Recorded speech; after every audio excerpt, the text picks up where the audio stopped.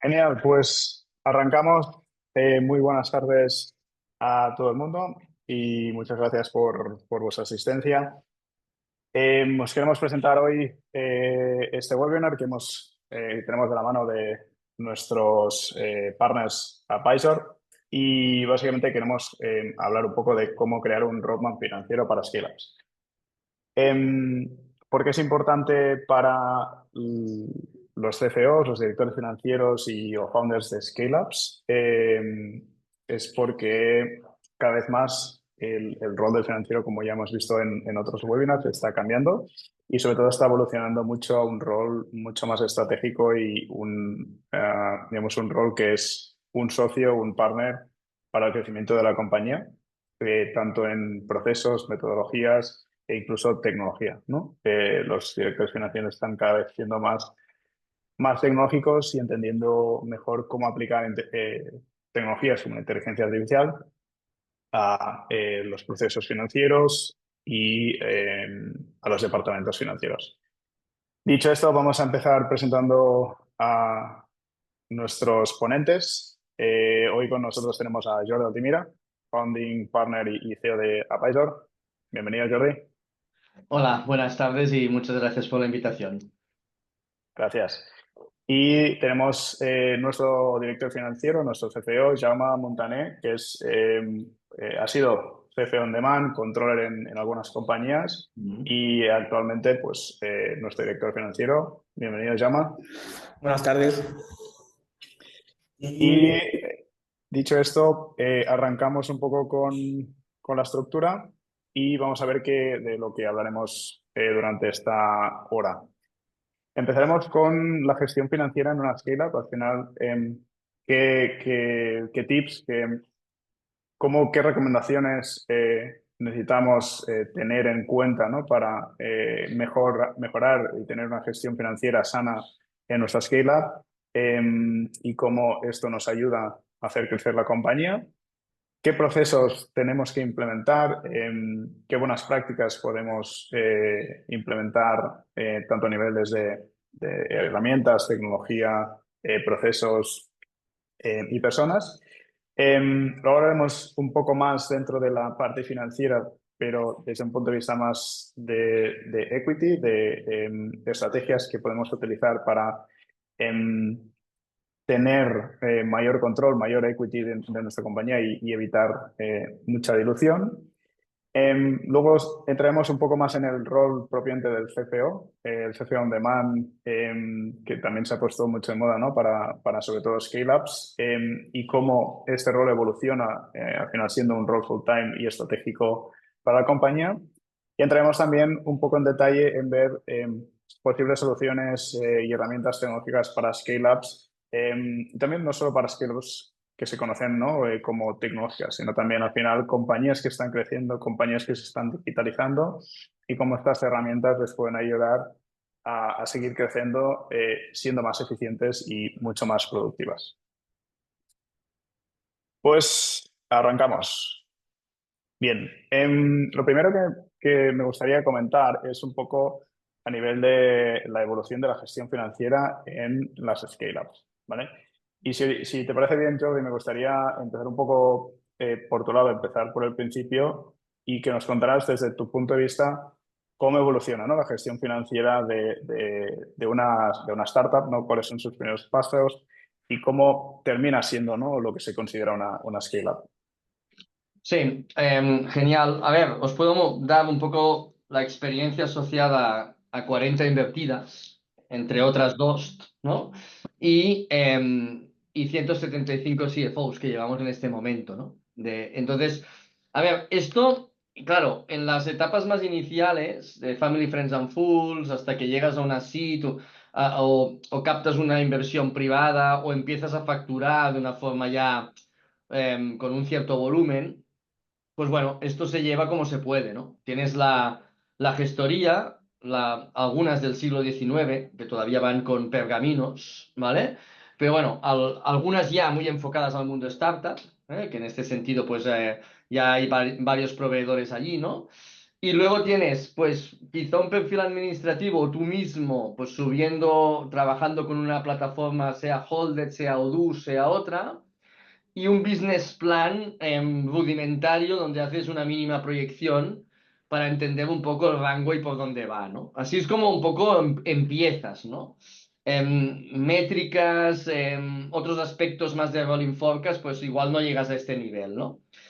¿Qué sucede? Hombre, pues que esto se va complicando, ¿no? Pues cuando captas Claro. una seed ya tienes inversores privados, los tienes que reportar, tienes que hacer un poco un análisis de KPIs, empiezas a facturar, toda la finanza operativa se te va complicando, ese business plan pues ya tiene que tener más exactitud en cuanto a runway, rolling forecast y desviaciones. Y el problema es que tú tienes que implantar todo eso. Y yo creo que el mayor problema que hay en esta etapa, ¿no? De escalar un poco la compañía y en consecuencia profesionalizar ese ámbito, es que yo es lo que yo llamo el triángulo de las Bermudas, ¿no? Es decir, tú tienes la gestoría que presenta impuestos y desafortunadamente en este país no hacen nada más que presentar impuestos, ¿vale?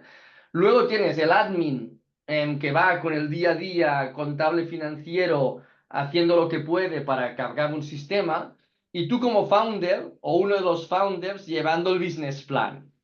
Y este triángulo de las Bermudas de tres vértices está completamente desconectado, ¿no? Es decir, cada uno con la misma materia prima de información hace la guerra por su cuenta, ¿no? Entonces yo creo que aquí es importante, y ya hablaremos a lo largo del debate de hoy, sea un CFO interno, sea un CFO externo, un CFO on demand, alinear, destruir este triángulo y hacer una integración vertical bien elaborada. ¿Eh? ¿Y a qué me refiero con integración vertical? Pues oye, pues el administrativo que toca Holded, pues se puede alimentar, Holded, otro sistema, se puede alimentar de dos, ¿vale? Para que le ayude en ese trabajo, y por API, de alguna forma, pues ese sistema se tiene que conectar con Excel para que cuando haya una conciliación automáticamente el business plan quede actualizado, y luego toda esa información pues se tiene que trabajar, si puede ser que la gestoría trabaje con el mismo sistema, mucho mejor para alinear para hacer bien la mayonesa y que este triángulo se convierta en una línea, ¿no?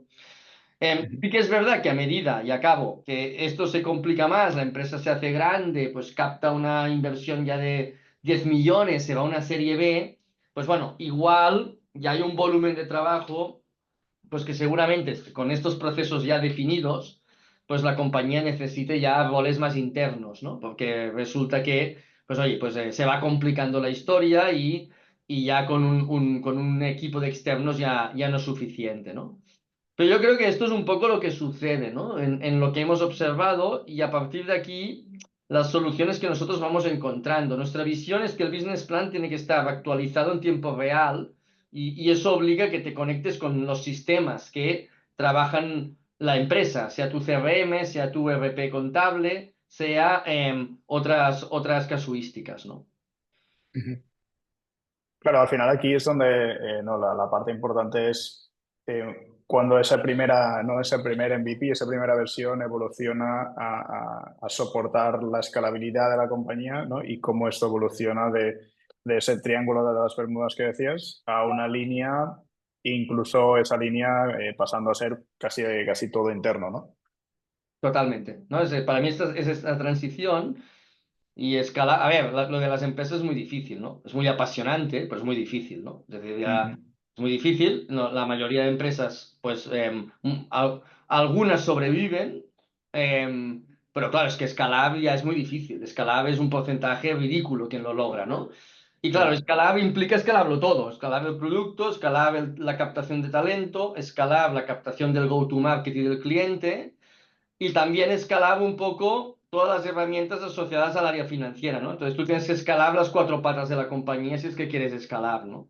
Y las Correcto. finanzas, bueno, siempre he tenido un profesor en el IES, ¿no? Muy brillante, que siempre nos comentaba, ¿no? Las finanzas igual no hacen la empresa, pero si lo haces mal se la pueden cargar, ¿eh? Es decir, que eso hay que ir con cuidado, porque seguramente en tu propuesta de valor pues hay más producto, hay cliente, hay captación, hay muchos elementos muy potentes en otros aspectos, pero si tú llevas mal esta área, cuidado que te puedes ir al agua, ¿eh? Con lo cual aquí hay que también trabajarlo bien, ¿no? Totalmente. Y aquí, para preguntarle a Jaume, porque Jaume, tú has tenido experiencia en empresas que también no son tecnológicas, sino empresas industriales. Entonces, cuando tú has estado también trabajando como CP on Demand, has visto también em, digamos, varios escenarios. ¿Cuáles son los errores más comunes que ves que pasan en las compañías? Tanto en etapas iniciales, ¿no? O incluso en compañías ya establecidas.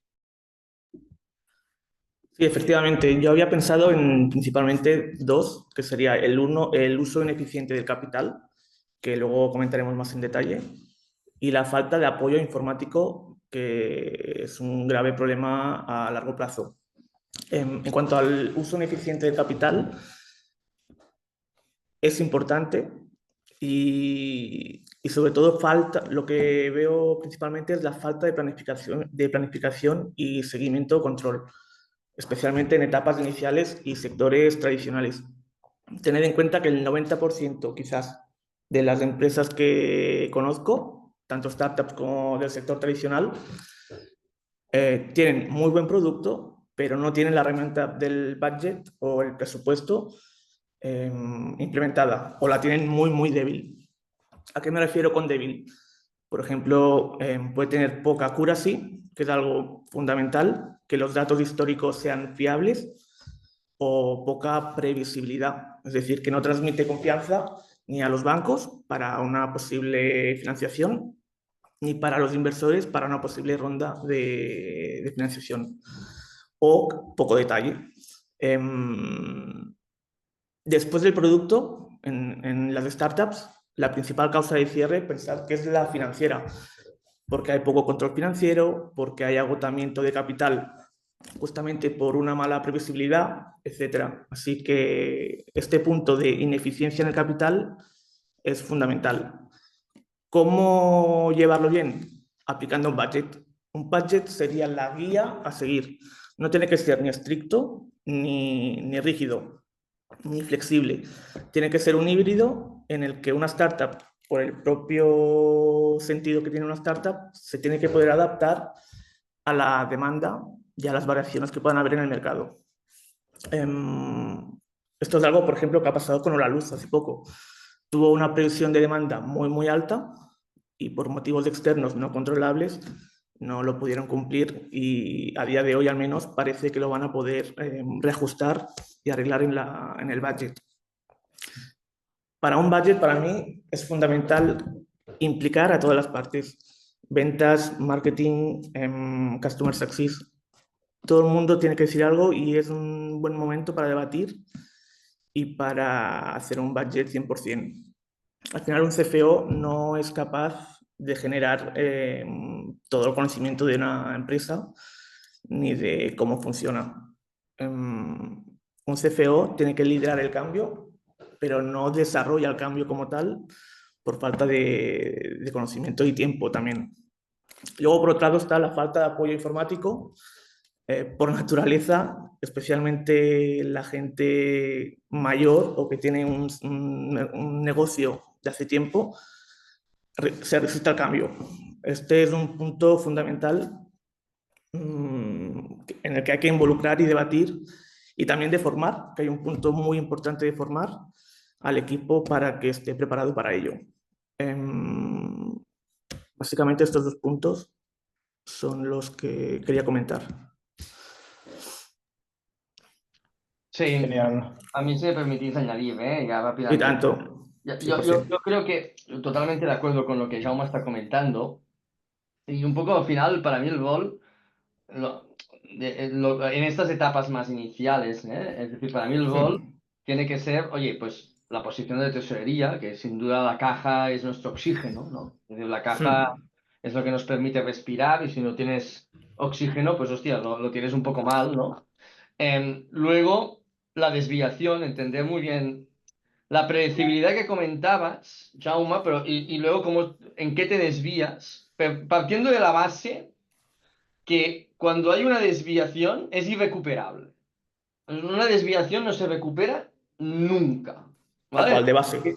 Y se convierte en coste de oportunidad. Es decir, automáticamente. Es decir, una desviación, es decir, lo que no pasa en el momento que toca, esto es absolutamente irrecuperable, irreversible. Entonces, esto hay que medirlo muy bien, ¿eh? En cada una. Yo tengo que tener el talento en el momento que toca, y el cliente en el momento que toca, y el Ujú. producto en el momento que toca, y el capital en el momento que toca. Con lo cual, fijaros la complejidad, ¿no?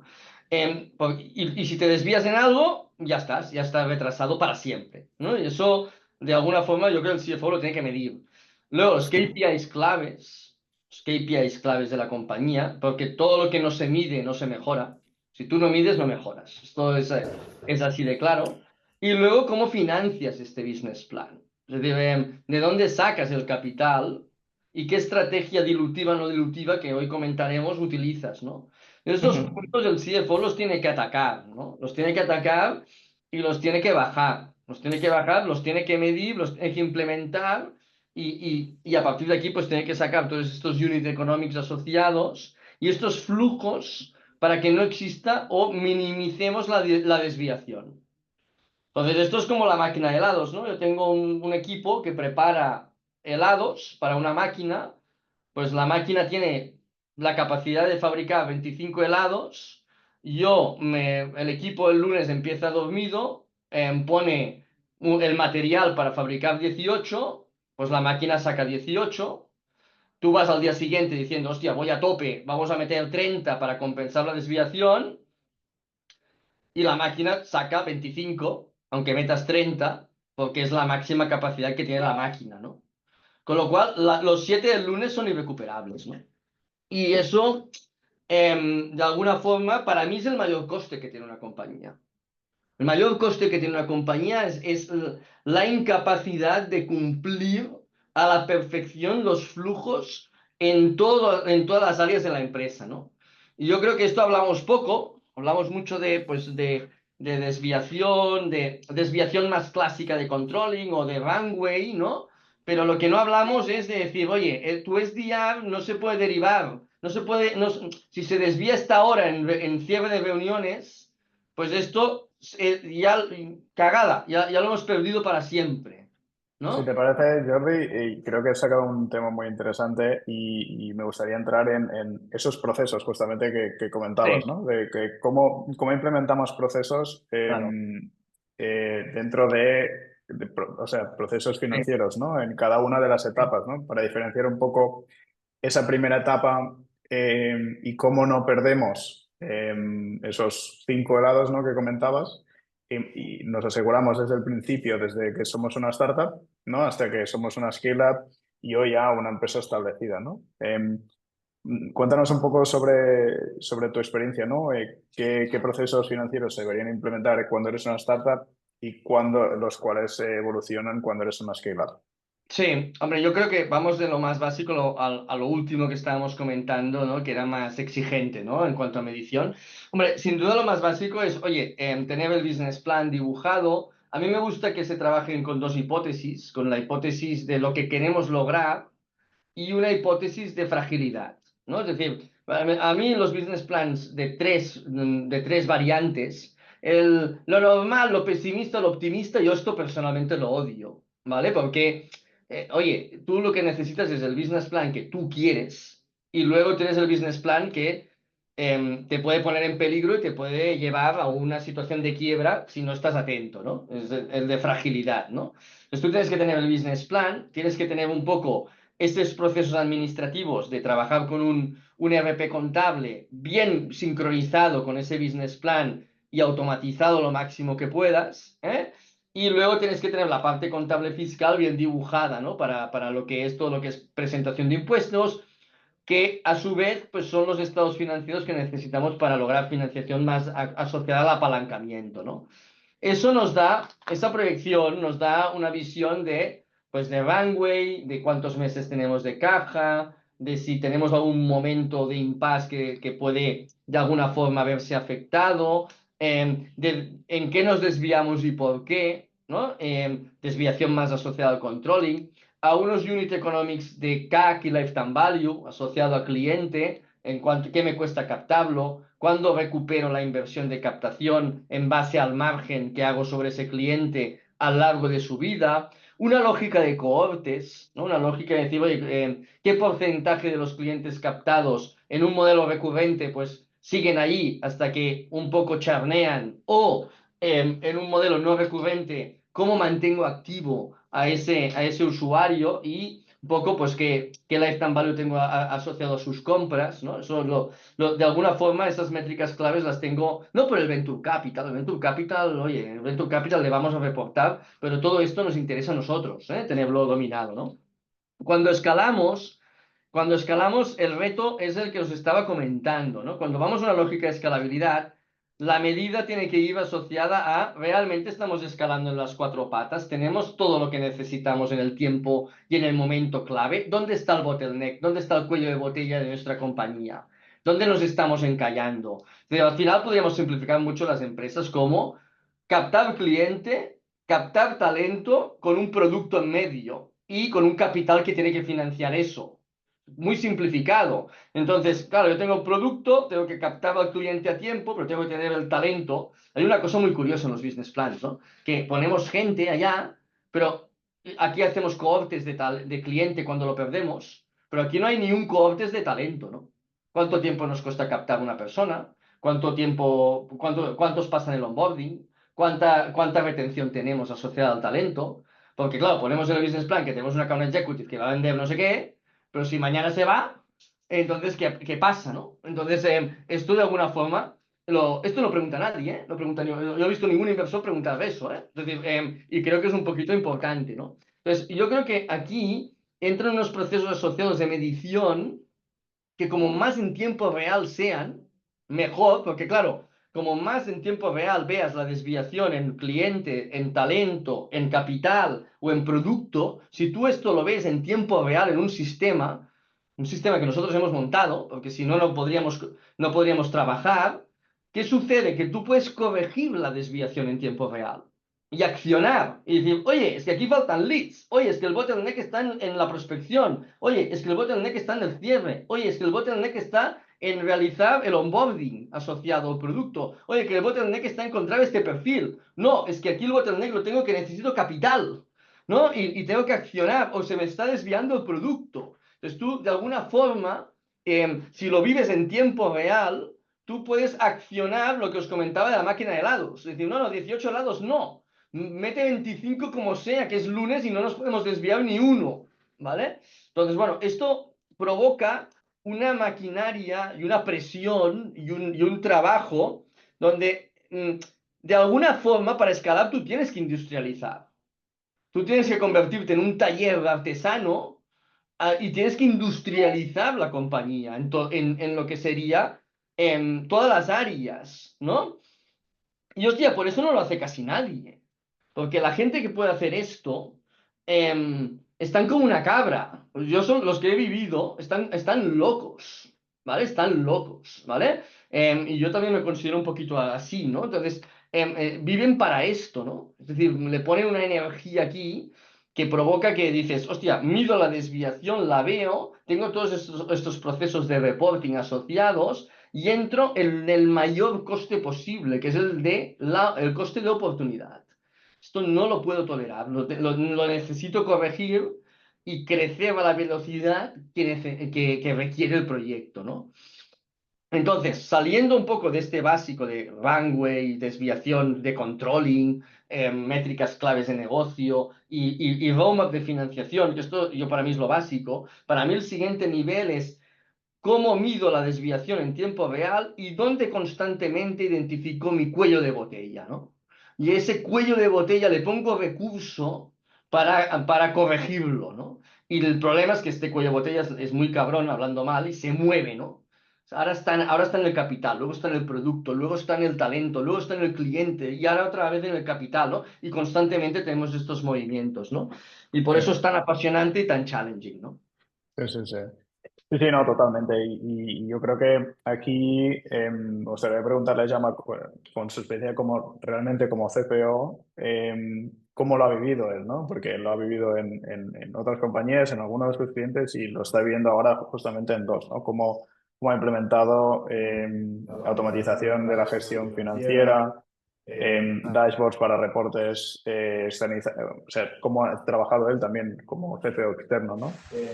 Porque creo que es un rol clave justo en ese momento, ¿no? En la implementación de esos procesos financieros. Sí, bueno, pensar que todo hoy en día, todo pasa por el CFO o su equipo. Siempre hay mucha carga de trabajo y para mí el punto débil que siempre ha tenido históricamente cualquier CFO es que manejamos información muy relevante y la mayoría lo hacen de manera manual. Eso genera una desconfianza y errores que pueden costar la muerte de una startup, como bien ha comentado Jordi. DoSTAI es donde entra, permite minimizar esta gestión administrativa y centrarse más en la gestión más estratégica por el ahorro de tiempo que nos supone. Ahí entraría, por ejemplo, poder negociar con los bancos, mantener buenas inversiones con los inversores, analizar KPIs, como ha dicho Jordi. Este es el nuevo rol. DOS, como tal, ayuda a conciliar, machear transacciones en la parte de accounts payable, serían pedidos, albaranes y facturas, y nos permite tener una gestión centralizada en un dashboard en el que también realiza reportes y nos ayuda plenamente en la operatividad de la compañía. También ahorra tiempo en el tratamiento de documentos, puesto que se puede configurar un correo, por ejemplo, para que lleguen todas las facturas, albaranes o pedidos, y él mismo lo tramita y lo pasa directamente a la misma plataforma. Al final es ganar seguridad en la gestión financiera, ahorro de tiempo e invertir tiempo realmente en lo que nos depara, que es básicamente ganar dinero, cash flow, mejorar KPIs. Ahí está el punto financiero tecnológico que nos requiere el puesto. Genial, ¿no? Está súper interesante porque la verdad es que esa gestión automatizada tenemos que asegurarnos que la tenemos bien controlada y como decía, ¿no? Antes Jordi, eh, las desviaciones las tenemos que intentar recuperar y las tenemos que intentar minimizar para poder seguir escalando correctamente, ¿no?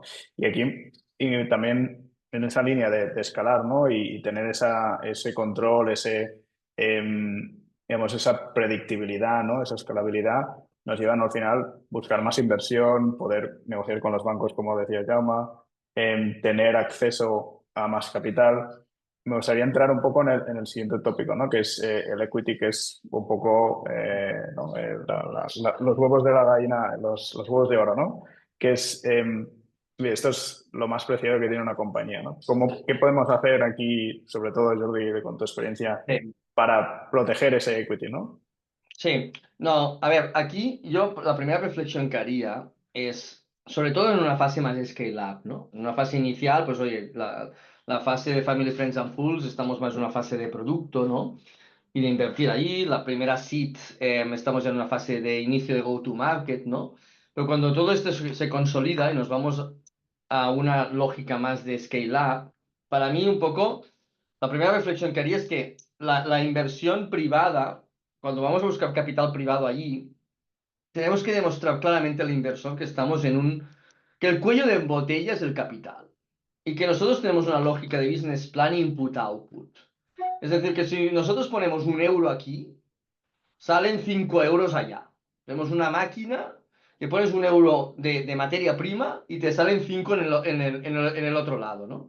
Entonces, le hemos de demostrar que esto es pequeño y que lo queremos hacer grande y que tenemos dibujado pues lo que es el desarrollo de producto, la captación de talento, la captación de cliente perfectamente procesada, ¿no? Y dominada. Con lo cual, lo que nos falta es capital. Cuando logramos IVA esa lógica, uno, somos eficientes en capital.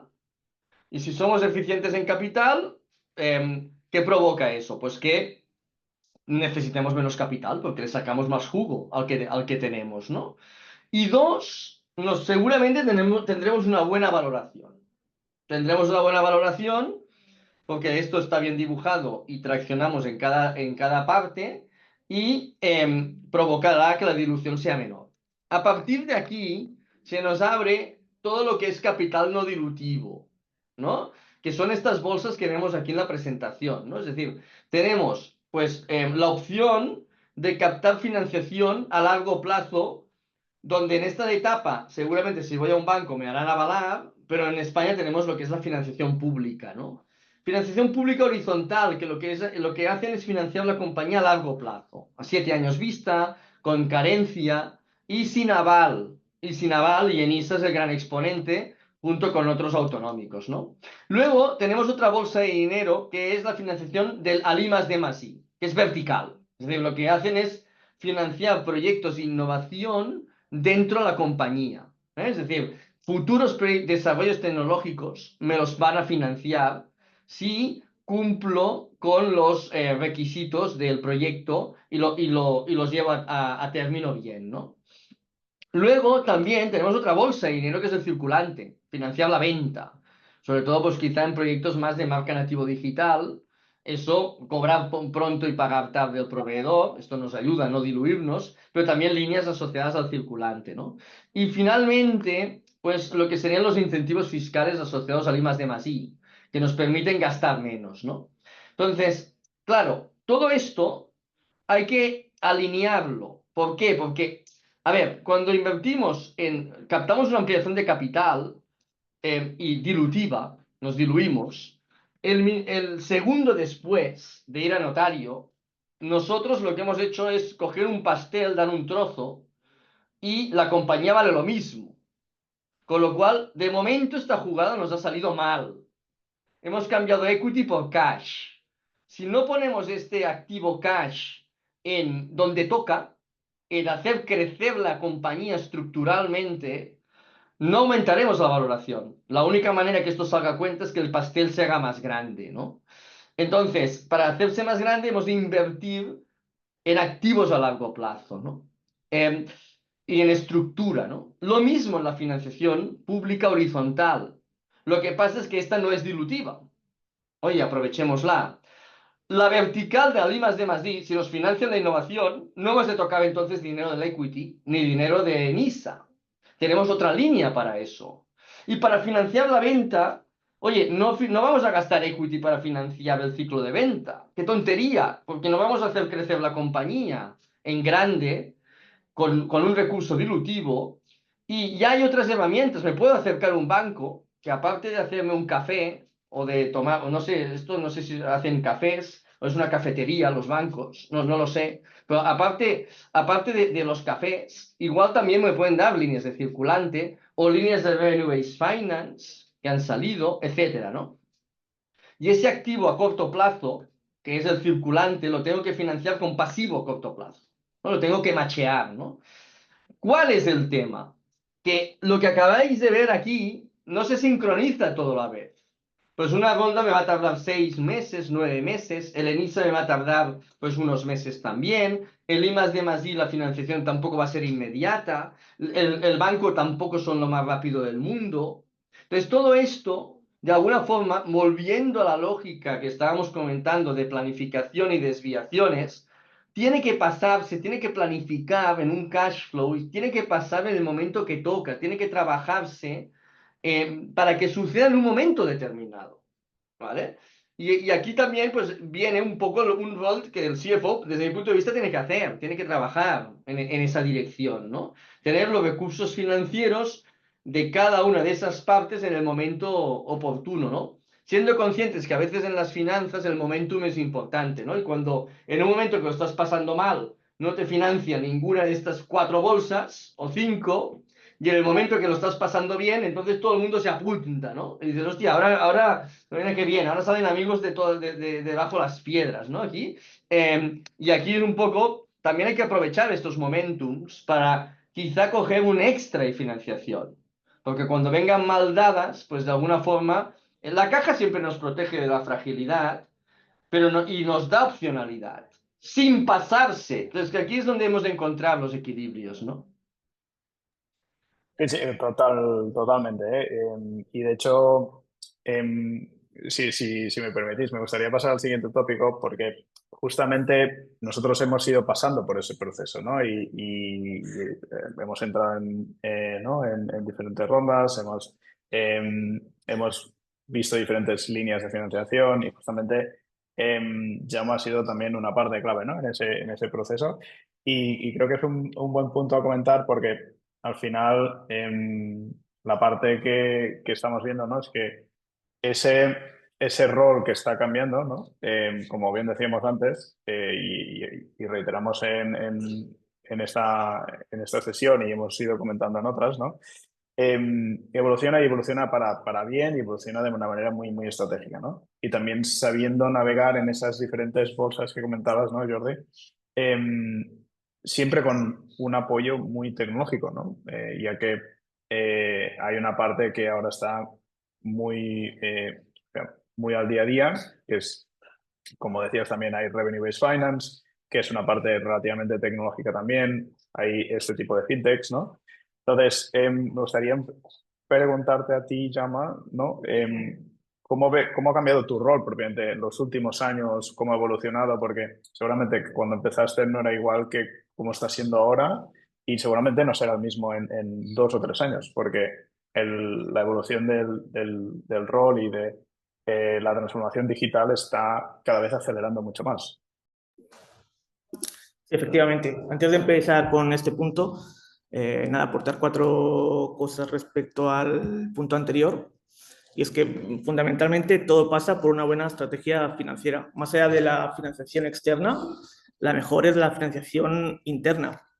Maximizar el EBITDA, los KPI que van a hacer que te diluyas menos en una posible ronda. Luego hay otras financiaciones paralelas como anticipo de MRR, el Venture Debt, que son menos diluyentes, y Phantom Shares, por ejemplo, muy utilizado en las startups. En cuanto al rol estratégico, estamos pasando más de hacer números a ser estrategas de negocio, a evaluar líneas de negocio, a ver oportunidades de mercado y palparlas y numerarlas, a modificar modelos de ingresos y maximizar básicamente la eficiencia y la escalabilidad del negocio. Esperamos tener también una función más de liderazgo de cambio o de motivación para imponer un cambio estratégico tecnológico. Evidentemente, como he dicho antes, hay que involucrar a todos los departamentos, pero el CFO, en mi opinión, es quien tiene que liderar la estrategia e inspirar el cambio de ahora en adelante. Este cambio evidentemente no es fácil y conlleva tiempo y formación que, como comento, el CFO tiene que ser el primero de la fila en hacerlo. Sí, sí, 100%. La verdad es que esto lo estamos viendo nosotros incluso en nuestros clientes y seguramente aquí vosotros, desde un punto de vista más externo, ¿no, Jordi? También lo veis mucho, ¿no? Vosotros que al final cuando analizáis una compañía, cuando estáis trabajando con ellos, que, ¿cómo ha ido también evolucionando vuestro rol? ¿Cómo lo ayudáis de menos a más? Y al final, ¿qué tecnologías o qué herramientas vosotros buscáis o recomendáis que vayan implantando, ¿no? Porque también va cambiando, ¿no? En ese camino. Sí, totalmente. No, a ver, yo creo que un primer debate está en la tipología del proyecto, ¿no? Es decir, pues, empresas que requieren una gran gestión de stock o tienen procesos más industriales, pues bueno, hemos ido viendo pues que herramientas como Odoo encajan más, ¿no? En ese formato. Empresas más en fases más iniciales, herramientas como Holded pueden encajar bien, ¿no? Em, pues a medida que escalas, pues un Oracle puede ser una herramienta que también vaya bien.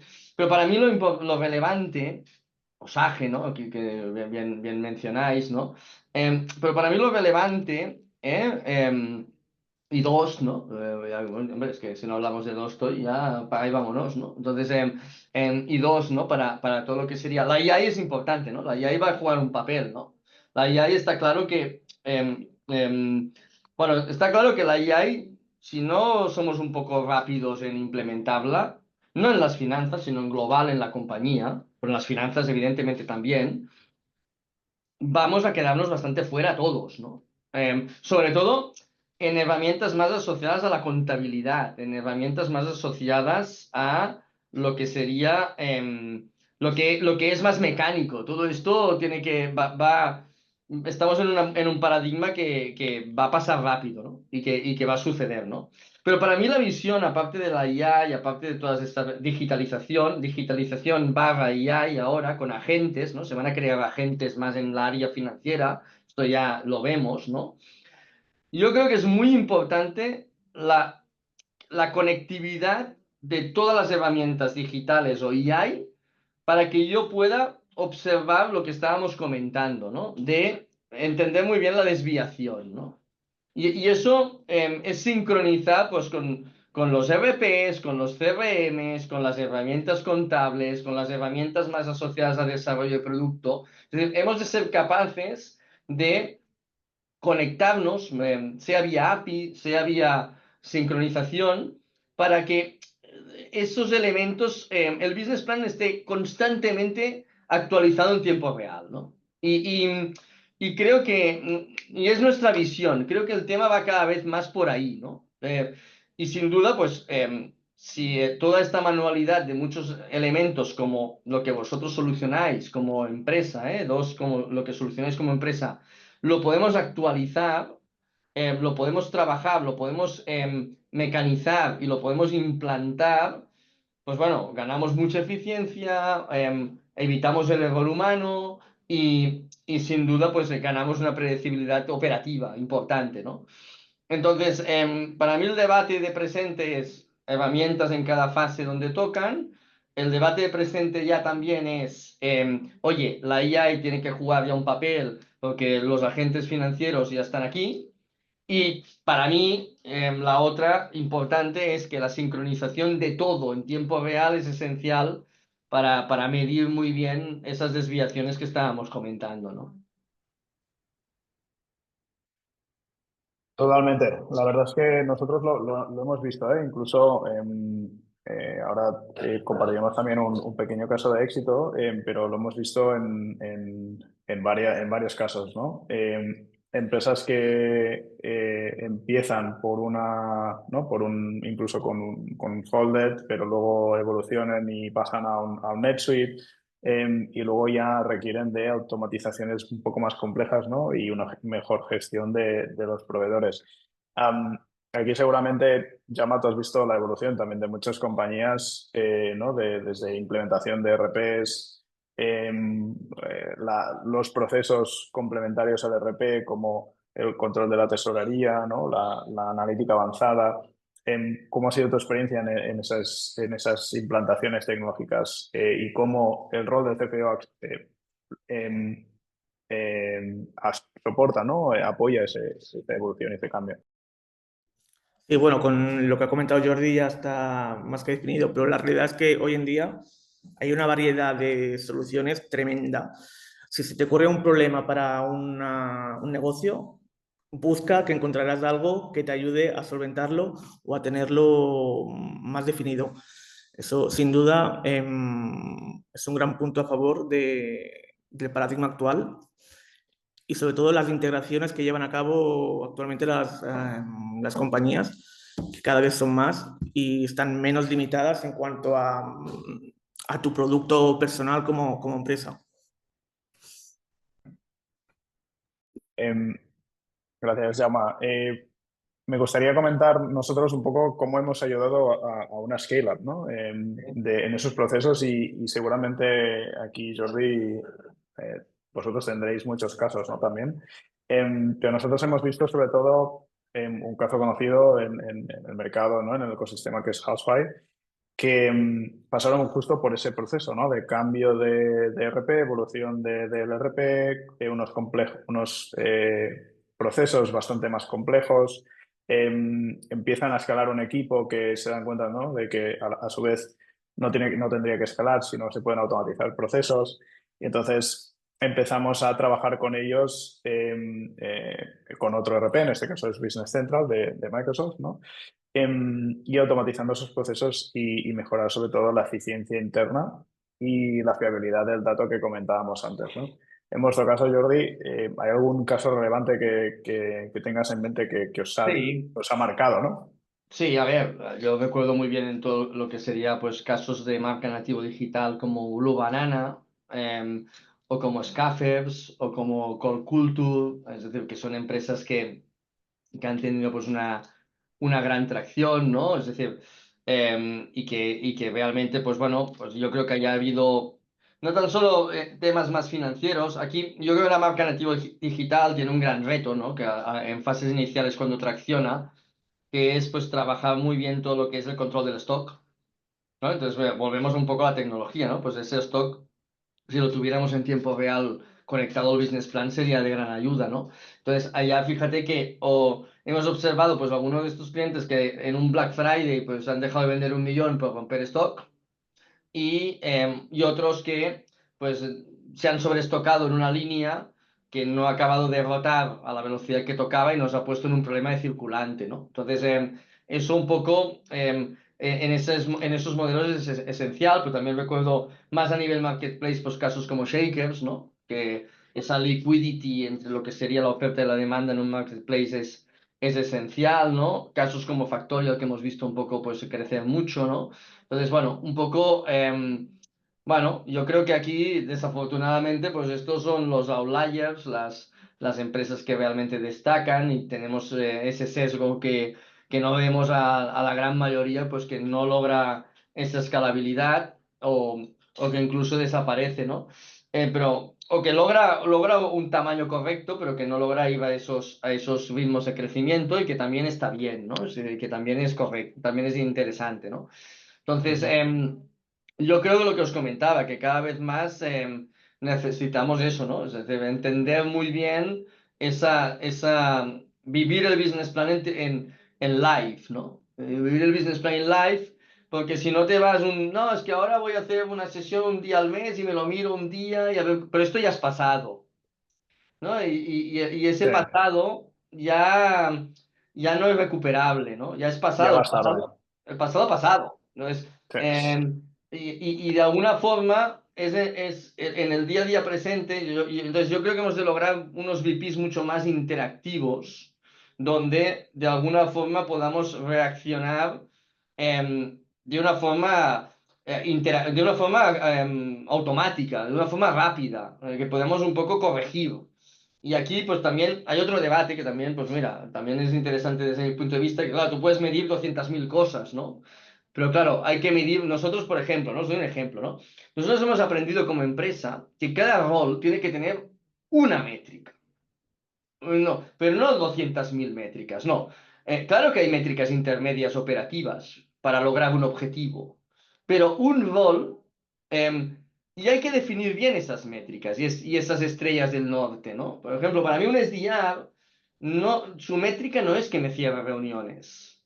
Su métrica es que cierre reuniones que sirvan, ¿no? Con lo cual, eso que provoca, pues que la métrica tiene que tener una métrica de obtención, de logro, pero de logro y eficiencia, ¿no? Y para mí, pues, oye, una persona que se dedica a la captación de talento en la empresa me tiene que traer talento, pero que pase el onboarding. No que me lo siente, ¿no? Es que lo he fichado, sí, pues lo has fichado, pero me tiene que pasar los 2 o 3 meses de onboarding.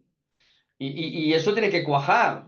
Y es en el cuaje donde hay el valor. Entonces, de alguna forma, yo creo que hemos orientado un poco eso y que cada rol, al final tú tienes roles, tienes sistemas, tienes productos que tienen que tener un output y que en base a tienes que definir unas actividades que quepan en una jornada laboral, que sean razonables y que permitan generar un output medible, ¿vale? Y lo más medible en tiempo real que se pueda, ¿no? Y a partir de aquí, yo tenía un ejemplo esta mañana de que tenía un SDR desviadísimo, ¿no? Esta mañana yo tenía un SDR desviadísimo y encima no lo oía llamar. No lo oía llamar. Y claro, me he plantado en su mesa y le digo, no lo entiendo nada. Tú estás desviado, bastante desviado antes de que acabe el mediodía. Y no veo que el teléfono saque humo. Entonces, esto no va a acabar bien, ¿no? Es decir, y bueno, pues ha reaccionado y ha logrado, pues, ha logrado cerrar. Luego veremos por sistemas si esos cierres sirven. A calidad. Ujú. Sí, muy Claro, importante. entonces, pero yo creo que es eso, ¿no? Medir, sincronizar, tener los VPs lo máximo posible en tiempo real. Y eso, a ver, esto es para ya empresas que tienen una madurez. Entonces, claro, si tenemos un público que acaba de empezar, dicen, oye, yo no tengo toda esta data. Entonces, ¿qué hago? ¿Cómo lo hago? Bueno, que seas menos predecible porque tienes menos data, no quiere decir que no empieces a implantar lo que toca. No quiere que... No, es que como no tengo data, no hago nada. No, hombre, no. No tienes data, lo que tienes que hacer es empezar a construir todo esto para que puedas empezar a medir y eso vaya iterando de tal manera que al cabo de X tiempo, pues ya esta maquinita de medición te permita ya cierta predecibilidad, ¿no? Mm. Y Ujú. eso para mí es donde hay que construir esa parte, sabiendo que las empresas en etapas iniciales pues naufragan por todas partes, hay muchos incendios y que igual aquí no te puedes frenar tanto, ¿no? 100%. Por Sí, eso sí. lo logran tan pocos, ¿no? O sea Sí, que sí. es así de Si, difícil. si os parece, pasamos a las preguntas, que nos quedan 8 minutos y veo que hay bastantes preguntas y como justamente hablabas ahora del público, ¿no? A ver si podemos poner un poco de luz y guiar a la audiencia. Em, tenemos la primera pregunta, que es cómo se está observando la gestión administrativa en las finanzas de las startups y cómo se conectan las finanzas personales de los líderes de las startups. A ver, me he perdido la pregunta, ¿eh, Adam? Un segundo, a ver, ¿puedes repetirla? Un segundo. ¿Cómo se está observando la gestión administrativa en las finanzas de las startups y ¿Tres? cómo se conectan las finanzas personales de los líderes de las startups? Las finanzas personales de tú como fundador, ¿no? Sí, Entiendo. sí. Imagino que viene por un impacto, ¿no? Que puede haber un impacto en las finanzas personales de los fundadores en etapas Sí. iniciales. Bueno, esto es un tema muy sensible, ¿no? Es decir, yo creo que aquí es muy importante entender lo que es una compañía y una sociedad limitada, ¿no? Una sociedad limitada es una persona jurídica que existe en abstracto, pero existe, ¿eh? Y que no eres tú, ¿no? Es decir, es otra, ¿no? Entonces, eso es importante porque la empresa puede ir mal, de hecho, lo más probable es que vaya mal, estadísticamente. Y tú un poco a nivel patrimonial, a nivel personal, pues tienes que, hombre, pues balancearlo bien esto, ¿no? Saberlo separar bien. Y luego, si la empresa empieza a ir bien, pues yo creo que también es importante el debate fiscal. Que tú como fundador, si estás como persona física en la compañía y no tienes un poco una estructura más de holding, pues bueno, pues puedes tener un impacto fiscal importante, ¿no? Entonces, Ujú. yo creo que esto es importante separar las finanzas personales. Yo soy de la opinión que el fundador se tiene que ubicar a lo que sería la creación de valor para que la equity, que tiene que ser su mayor motivación, aumente, ¿no? Tiene que hacer de cerdo, no de gallina, ¿no? Tiene que estar involucrado, ¿no? Entonces, dicho eso, también tiene que vivir. Entonces, de alguna forma, pues no tiene que estar preocupado constantemente de decir, oye, ¿puedo pagar el alquiler o no? Sino, oye, hay que buscar un equilibrio allí, ¿no? Entonces, yo Correcto. creo que esas finanzas personales, hay que ser consciente, pues que tendrás compañeros que trabajan en una Big Four y se ganan bien la vida y tú comes fideos y arroz hervido cada día, ¿vale? Para que tu equity crezca mucho y partiendo de esta base, separar muy bien y en algún momento también diversificar un punto, ¿no? Sobre todo cuando ya llevas Mm. 7, 8 años en una compañía y dices, hostia, cuidado que de momento todo mi patrimonio está en el papel que tengo en la compañía Y, hostia, cuidado que esto se puede ir al agua y puede ser papel mojado. Y de alguna forma, pues, y los inversores, que haya un pequeño secundario hacia el fundador para esa estrategia de diversificación, pues se entiende perfectamente, ¿no? Y bueno, es un gran debate, ¿eh? El de las finanzas. Yo creo que el emprendedor tiene que dar, tiene que meterle caña, pero no se puede arruinar, ¿no? Pues tampoco, ¿no? Porque cuidado Bueno, Correcto. al final yo creo que hay que sacrificar al principio para que dé sus frutos y luego ya puedas tener una nómina y un aprovechamiento individual, personal, acorde a cómo funciona la startup. Pero al principio hay que separar y sacrificar. Oye, aquí tenemos una pregunta y creo que es un poco, hay dos o tres preguntas que son la pregunta del millón, ¿no? Eh, ¿Cuándo es el mejor momento para contratar un CFO on demand y cuándo es mejor tenerlo in-house? Que lo hemos medio comentado antes, que sí, que... sí, ¿no? Hay un momento y otro, pero claro, ¿cuándo Sí, es el mejor momento realmente? es relevante la pregunta. Mira, yo creo que el CFO on demand o externo, creo que tiene que ser ese momento donde tú como founder pierdes ya el control. Pero, es decir, para no perder el control estás los domingos metiéndote en finanzas, ¿no? Y no me da la vida y yo estoy el domingo pasando facturas al sistema y tocando el business plan oye, hostia, me llevaba 2 horas el domingo, pero ya me lleva 4 y esto ya... ya tengo no tengo control, estoy perdiendo el control y para no perderlo me obliga a un extra time muy bestia, ¿no?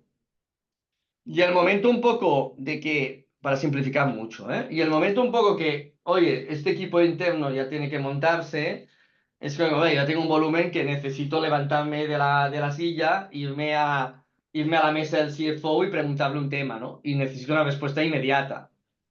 Y si me tengo que ya irme a un externo, llamarlo y me dedique un tiempo limitado y entonces ya aquí no tengo esta inmediatez porque ya pues tengo un volumen que esto lo conlleva, pues entonces ya tengo que hacer la reflexión que inmediatez implica pues ya tener cercanía, ¿no? De alguna forma. Y para mí ya es un momento de cambiar. He simplificado mucho, ¿eh? Lo he simplificado la hostia, ¿eh? Es decir, pero bueno, se podría profundizar mucho más, ¿eh? Jaume, quizá tú que tienes mucha experiencia allí, ¿eh? También. Bueno, depende también de cada startup, pero a lo mejor un buen momento sería entre la seed round y la serie A, tener un CFO externo y a partir de ello ya tener uno interno full time. A grandes rasgos, como siempre, pero en general sería este el buen momento. Yo creo que es importante, ¿no? El tipo de negocio, el momento de la startup, seguramente no es lo mismo, ¿no? Un marketplace que una empresa de software. Em, Cambia mucho la operativa, ¿no? Si os parece, pasamos a la última pregunta, que nos queda un minuto, y luego ya cerramos y intentaremos responder las otras preguntas por email. Última pregunta. em, ¿Qué herramientas de automatizaciones recomendarían para startups con poco presupuesto? Gran A ver, pregunta. sí, calma, va. Si quieres lanzarte tú mismo, luego complemento. Tú primero, yo te complemento. Vaya. Bien. A ver, no, yo es lo que os decía, yo creo que, a ver, en una etapa inicial yo creo que Holded en el mercado startup ha cogido un protagonismo y creo que es una herramienta pues que allí pues puede ir bien, ¿no? Es decir, ahora, para mí el debate es si ya, lo que os comentaba, si somos un proyecto más industrial, si tenemos mucha dificultad en SKUs, en lo que sería pues referencias, pues quizá ya, pues allá se nos puede romper un poco allí la herramienta y un Odoo puede encajar mejor.